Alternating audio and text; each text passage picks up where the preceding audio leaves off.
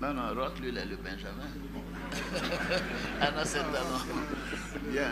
Monsieur le Président, je vous remercie, chers frères chefs d'État, Madame la Directrice Générale, Madame la Secrétaire Générale adjointe, Monsieur...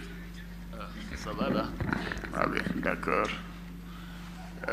Monsieur le Vice-président pour l'Afrique, Monsieur le Président du Cercle des économistes, bien évidemment, tout à l'heure, quand mon frère Macky Sall est intervenu, je lui ai passé le message que ce qu'il a dit nous engageait tous et nous étions tous d'accord avec lui.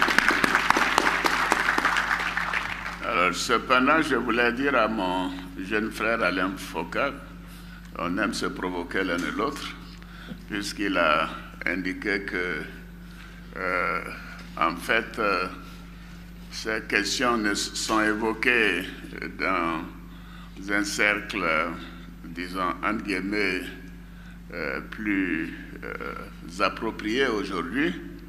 Mais je voulais lui dire que moi, j'ai commencé par un stage au Fonds monétaire international en 1967 à la direction des études.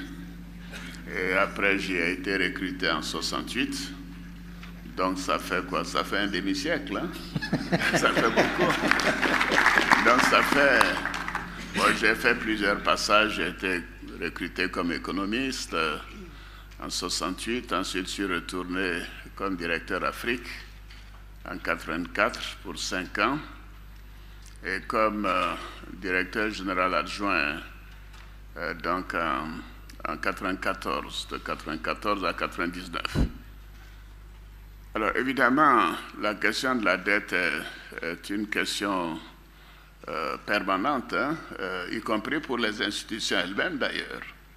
Je sais qu'à plusieurs occasions, d'autres directeurs généraux du Fonds ou de la Banque mondiale m'ont sollicité pour écrire à des chefs d'État du G7 pour les encourager ou à l'augmentation de quote-part ou à l'augmentation des ressources de la Banque mondiale ou de la Banque africaine de développement.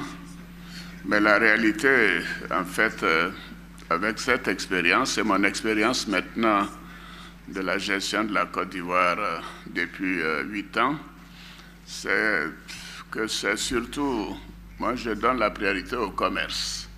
Au commerce parce que le problème de fond que nous avons, c'est le problème de la rémunération de nos matières premières et leur transformation. Le président Houphouët disait ça il y a 25 ans. À chaque fois, j'étais son premier ministre, chaque fois qu'il recevait un visiteur, il en parlait et les gens disaient « Oh là là, c'est vieux, mais il a toujours la même rengaine ». Mais en réalité, c'est là le problème. Nous étions à Berlin ensemble avec Mme Georgieva, Macky Sall, Faure, en fait, d'autres chefs d'État, Roch aussi. Et nous avons longuement parlé de ces problèmes. Prenez le cas du chocolat et du cacao.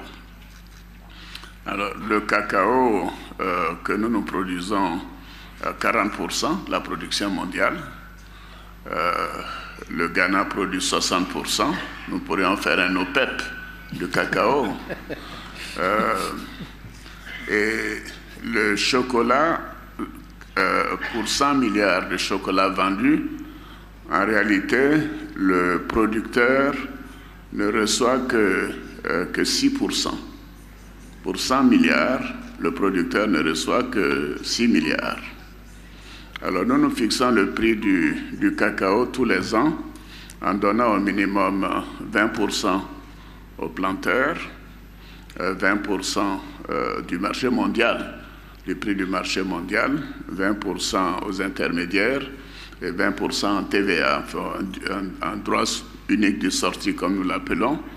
Donc si vous voyez cela, ça veut dire que l'État de Côte d'Ivoire ne reçoit que le tiers de ces 6 milliards que le paysan reçoit. Donc ne reçoit que 2 milliards. Alors, donc, je crois que ça explique tout.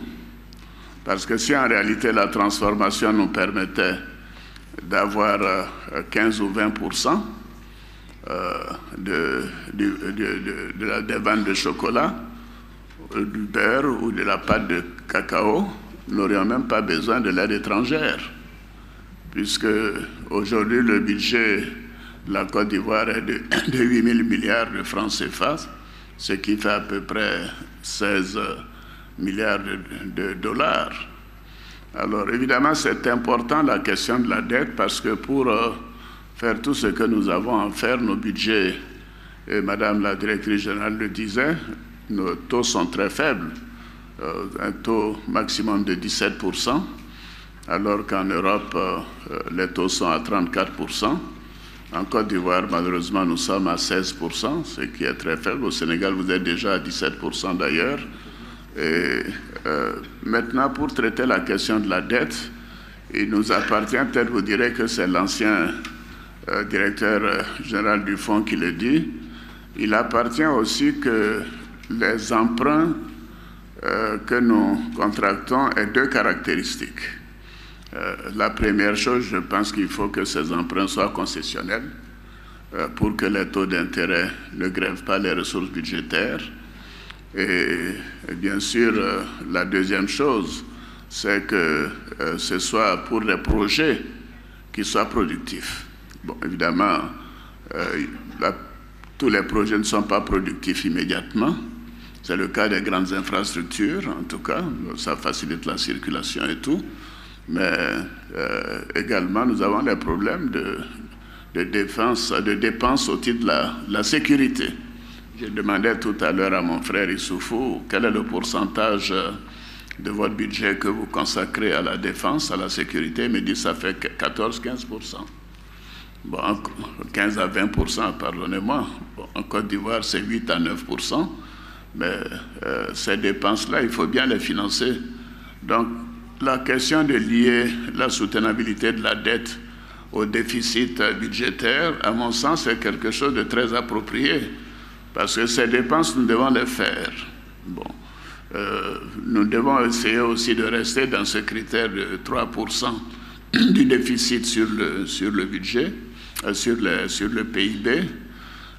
Mais il faut de la souplesse. C'est un peu la seule chose que je me donnerais comme indication, parce que s'il n'y a pas de souplesse, ces dépenses qui n'ont pas un effet productif immédiat ne peuvent pas se ressentir, ne peuvent pas avoir l'effet immédiat, alors que les dépenses sont indispensables dans ce cadre. Donc je voudrais dire que la dette est une nécessité de mon point de vue. Nous, les pays africains, ne devons pas avoir peur de nous endetter, c'est vrai, mais à condition de le faire de manière raisonnable, que ce soit de la dette saine, au plan des projets, qu'elle soit également une dette qui est concessionnelle et aussi une dette qui peut être remboursée par nos recettes propres d'abord, plutôt que d'aller s'endetter pour payer la dette qui a été engagée intérieurement. Voilà ce que je voulais dire comme contribution. Merci beaucoup.